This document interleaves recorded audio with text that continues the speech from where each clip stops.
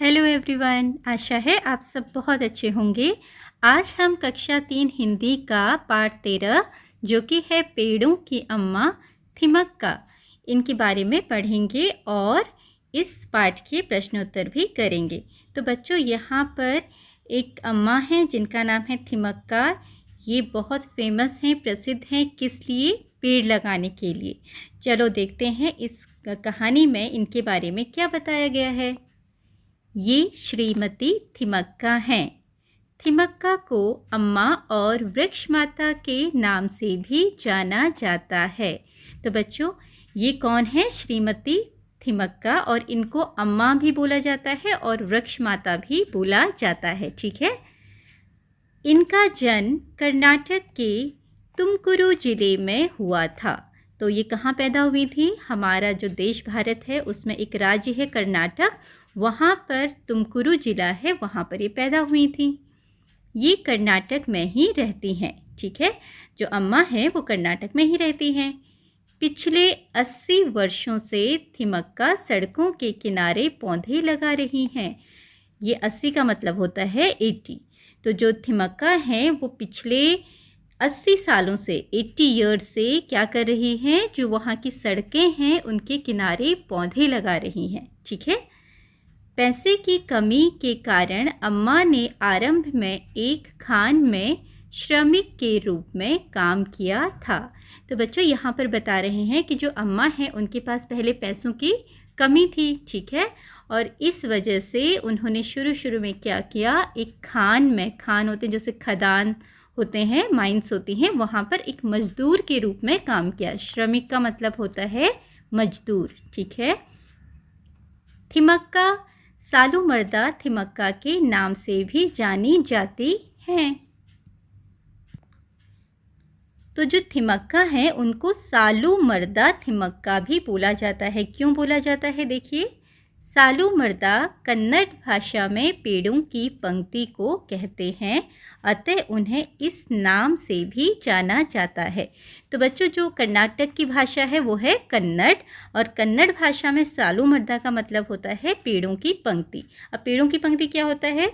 Line से पेड़ लगे हुए हैं, जैसे ये है एक पेड़, ठीक है, दूसरा, तीसरा, इस तरीके से लाइन से पेड़ लगे होते हैं। तो इस पेड़ों की लाइन को बोला जाता है सालू मर्दा।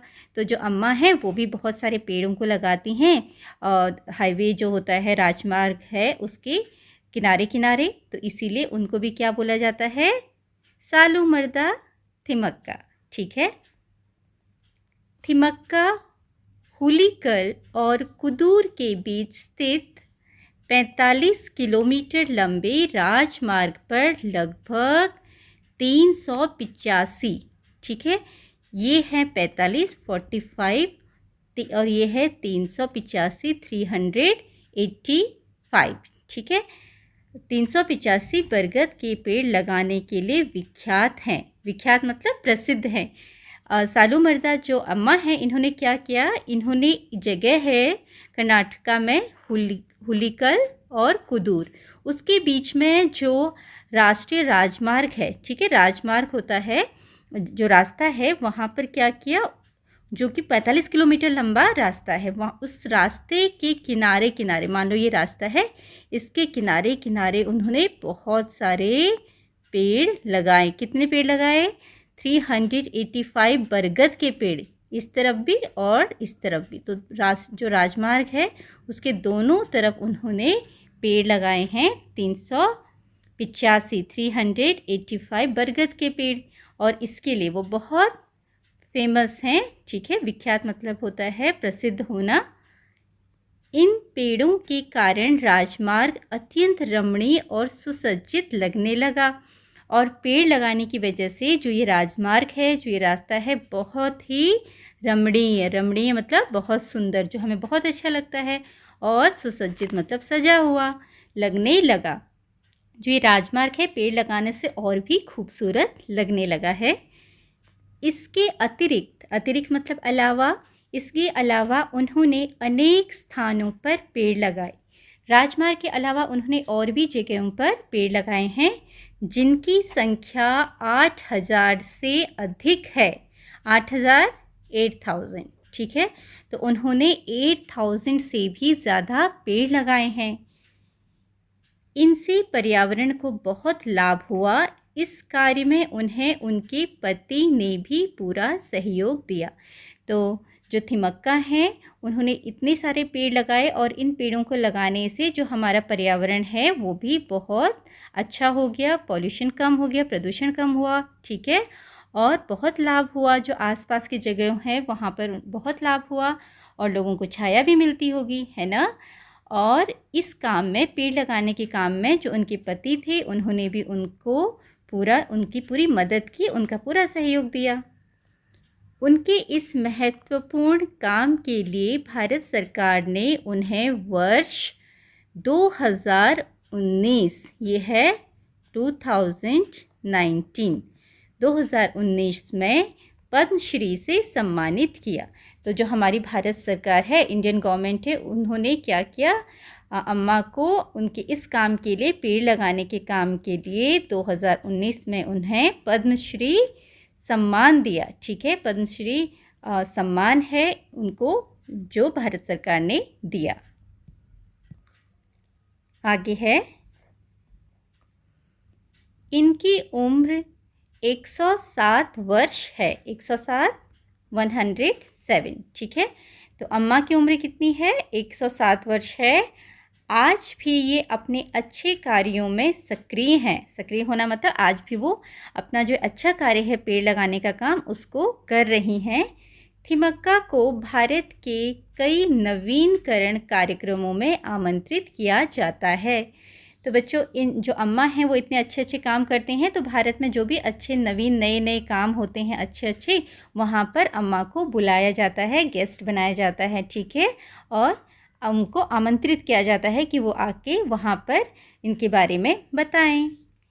अपने जीवन में अनेक कष्ट उठाने के उपरांत भी समाज के लिए उपयोगी कार्य करने वाली थिमक्का का व्यक्तित्व सभी के लिए आदर्श है। इसका मतलब ये है, जो थिमक्का हैं उनको बहुत परेशानियों का सामना करना पड़ा अपने जीवन में, ठीक है। लेकिन उन परेशानियों का सामना करते हुए भी उन्होंने अपने अच्छे कार्य को, पेड़ लगाने के कार्य को चालू रखा, करती रहीं। ऐसा नहीं है कि वो अपने कष्टों से, परेशानियों से घबराकर उन्होंने अच्छा काम करना छोड़ दिया, पेड़ लगाना छोड़ दिया, नहीं। उन्होंने क्या किया, जो उनके जीवन में जितनी भी कठिनाइयाँ थी वो तो थी ही, लेकिन उन्होंने उनका भी सामना किया और साथ साथ में जो अच्छा काम था पेड़ लगाने का, उसको भी चालू रखा, पेड़ लगाती रहीं, ठीक है। तो इसलिए वो हमारे लिए एक आदर्श हैं। जो थिमक्का हैं उनसे हमें सीखने को मिलता है कि मुसीबतों से हारना नहीं चाहिए, बल्कि उनका सामना करते हुए अपने अच्छे कार्यों को आगे बढ़ाते रहना चाहिए, ठीक है। अभाव में भी केवल अपनी निष्ठा और श्रद्धा के बल पर किस प्रकार सामाजिक कार्य के लिए स्वयं को समर्पित किया जा सकता है, इसका एक उत्कृष्ट उदाहरण है थिमक्का। तो इसमें बताया है कि अभाव में भी, अभाव मतलब कमी में भी, मतलब उनको कमी थी पैसों की, तो कमी होने के बावजूद भी किस तरीके से अपनी निष्ठा और श्रद्धा से, हम पूरी लगन से अपने काम को करते रहें समाज के लिए और अपने आप को समाज के अच्छे कार्यों के लिए समर्पित करें। ये चीज़ हमें किससे सीखने को मिलती है, थिमक्का उसका एक बहुत सर्वश्रेष्ठ उदाहरण है, ठीक है। एक एग्जाम्पल है थिमक्का, जो हमें सिखाती हैं कि अगर जीवन में कोई कमी है तो भी हमें अपनी निष्ठा से, श्रद्धा से समाज के लिए कार्य करते रहना चाहिए, कभी हार नहीं माननी चाहिए, ठीक है। तो बच्चों, ये थी एक प्यारी सी कहानी थिमक्का जी के बारे में। आशा है आपको उनके बारे में पढ़कर अच्छा लगा होगा और उनके जीवन से भी आप सीखेंगे कि किस तरीके से मुसीबतों में भी हमें हार नहीं माननी है और अपने अच्छे कार्यों को आगे करते रहना है, ठीक है। अब कुछ प्रश्न हैं बातचीत के लिए। पहला प्रश्न है, पेड़ हमारे किस किस काम आते हैं। तो बच्चों, पेड़ हमारे बहुत काम आते हैं। आपको पता है पेड़ों से हमें स्वच्छ हवा मिलती है, फल मिलते हैं, फूल मिलते हैं, छाया मिलती है, ठीक है, तो इस तरीके से आप बता सकते हैं पेड़ हमें स्वच्छ हवा, फल फूल, छाया आदि देते हैं। तो आप इस तरह से अपना उत्तर लिख सकते हैं, पेड़ हमें स्वच्छ हवा, फल फूल, छाया आदि देते हैं। आदि मतलब और भी बहुत सारी चीज़ें। दूसरा प्रश्न है, क्या आपने कभी किसी पौधे की देखभाल की है, कैसे? तो बच्चों, अगर आपने किसी पौधे की देखभाल की है तो आप यहाँ पर लिख सकते हैं और बता सकते हैं कैसे। जैसे अगर आपके बगीचे में कोई पौधा है तो उसके बारे में आप बता सकते हैं। आप लिख सकते हैं, हाँ, मैं रोज़ अपने बगीचे में लगे फूलों के पौधों में पानी डालता हूँ और उन्हें कोई नुकसान नहीं पहुँचाता हूँ। ठीक है, तो आप इस तरह उत्तर लिखेंगे, हाँ, मैं अपने बगीचे में लगे पौधों को रोज़ पानी देता हूँ और उन्हें कोई नुकसान नहीं पहुँचाता हूँ। तीसरा प्रश्न है, यदि आपको समाज के लिए उपयोगी काम करने का अवसर मिले तो आप कौन सा काम करेंगे? तो बच्चों, अगर आपको अपने समाज के लिए कोई अच्छा काम करने का मौका मिले तो आप क्या करेंगे? तो ये आपके अपने विचार हैं, आप उसे लिख सकते हैं। आप लिख सकते हैं, उदाहरण के लिए, मैं अपने आसपास की जगहों को साफ़ सुथरा रखूँगा और मैं सुंदर सुंदर फूलों के पौधे लगाऊंगा या फलों के पौधे लगाऊंगा। इस तरीके से आप अपना उत्तर लिख सकते हैं यहाँ पर। तो इस तरह आप अपना उत्तर लिखेंगे, मैं अपने आसपास की जगह को साफ़ सुथरा रखने और फूलों के पौधे लगाने का काम करूँगा या करूँगी। ठीक है, अगला प्रश्न है, सोचिए और लिखिए। पहला प्रश्न, थिमक्का अपने किस काम के कारण प्रसिद्ध हुई? थिमक्का किस काम के कारण प्रसिद्ध हुई बताइए? पेड़ लगाने के काम के कारण, तो वही आप यहाँ पर लिखेंगे। तो बच्चों, इस तरह आप अपना उत्तर लिख सकते हैं, थिमक्का पेड़ लगाने के कारण प्रसिद्ध हुई। ठीक है, हुई, यहाँ पर बिंदी। और अगला प्रश्न है, थिमक्का को और किस किस नाम से जाना जाता है? तो थिमक्का को और किस किस नाम से जानते हैं? थिमक्का को अम्मा, वृक्ष माता और सालू मर्दा थिमक्का के नाम से भी जाना जाता है। ये आपका उत्तर है। तीसरा प्रश्न है, अम्मा ने बरगद के पौधे लगाने क्यों शुरू किए थे? तो उत्तर आप लिखेंगे, अम्मा ने बरगद के पौधे लगाने इसलिए शुरू किए ताकि पर्यावरण को लाभ हो और राजमार्ग सुंदर और सुसज्जित लगे। ठीक है, चौथा प्रश्न है, इतने सारे पेड़ लगाने के लिए अम्मा को किन किन चुनौतियों का सामना करना पड़ा होगा? तो इसका उत्तर क्या है? इतने सारे पेड़ लगाने के लिए अम्मा को क्या करना पड़ा? जब उनके पास पैसों की कमी थी तो उन्हें श्रमिक के रूप में खदान में काम करना पड़ा, है ना, एक खान में। तो यही उत्तर आप लिखेंगे, अम्मा के पास पैसों की कमी थी इसलिए उन्हें आरंभ में एक खान में श्रमिक के रूप में काम करना पड़ा। अगला है, पाठ के आगे, यदि आपको थिमक्का अम्मा का परिचय देना हो तो आप कैसे देंगे? परिचय मतलब उनके बारे में बताना। तो आप थिमक्का अम्मा यहाँ से शुरू करेंगे और पाठ के अकॉर्डिंग, पाठ के हिसाब से जो भी इसमें लिखा हुआ है कि वो कर्नाटका में पैदा हुई थी, वो पेड़ लगाने के कारण बहुत प्रसिद्ध हुई थी, और भी बातें वो आप यहाँ पर लिखेंगे। आप इस तरह से थिमक्का अम्मा के जीवन के बारे में बता सकते हैं। थिमक्का अम्मा का जन्म कर्नाटक के तिमकुरु जिले में हुआ था। उन्हें सालू मर्दा थिमक्का अम्मा और वृक्ष माता के नाम से भी जाना जाता है। वह पेड़ लगाने के काम के कारण बहुत प्रसिद्ध हैं। उन्हें भारत सरकार ने पद्मश्री से सम्मानित किया। उन्होंने अपना जीवन समाज सेवा के लिए समर्पित किया है। ठीक है, अगला प्रश्न है, यदि आपको अम्मा के काम में उनकी सहायता करने का अवसर मिले तो आप कैसे करेंगे? तो यहाँ पर आप लिख सकते हैं, मैं उनके साथ साथ पौधे लगाऊंगा और या लगाऊंगी। ठीक है, आप भी उनके साथ साथ पौधे लगाएंगे, या जो लड़के होंगे वो बोलेंगे लगाऊंगा और जो लड़कियाँ होंगी बोलेंगी लगाऊंगी। और क्या कर सकते हैं, मैं और लोगों को भी उनके साथ पौधे लगाने के लिए प्रेरित करूंगा या करूंगी। मैं और लोगों को भी बताऊंगा या बताऊंगी कि हमें अम्मा के साथ पेड़ पौधे लगाने चाहिए। ठीक है, इस तरह आप उनकी सहायता कर सकते हैं।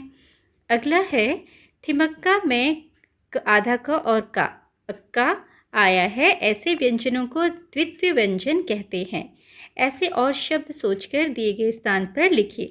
तो बच्चों यहाँ पर देखिए, क एक आधा है और दूसरा पूरा है, ठीक है। और यहाँ जो आपको एक उदाहरण दिया है इसमें स आधा है और दूसरा स पूरा है। इस तरीके से जो ये व्यंजन होते हैं इनको हम बोलते हैं द्वितीय व्यंजन। तो आपको और शब्द लिखने के लिए बोले गए हैं जिसमें द्वितीय व्यंजन आते हैं। तो आप लिख सकते हैं बच्चा, ठीक है, बच्चा, इसमें आधा च और फिर पूरा च।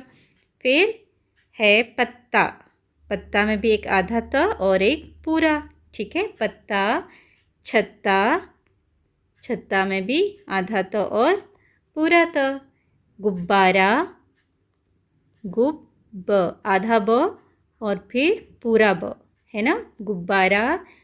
पक्का, प, आधा क फिर पूरा क, पक्का। तो इस तरीके से आप और भी शब्द यहाँ पर लिख सकते हैं। अगला है, पेड़ को वृक्ष भी कहा जाता है, ठीक है, पेड़ को वृक्ष कहते हैं। क्या आप बता सकते हैं कि अलग अलग भाषाओं में पेड़ को क्या क्या कहा जाता है?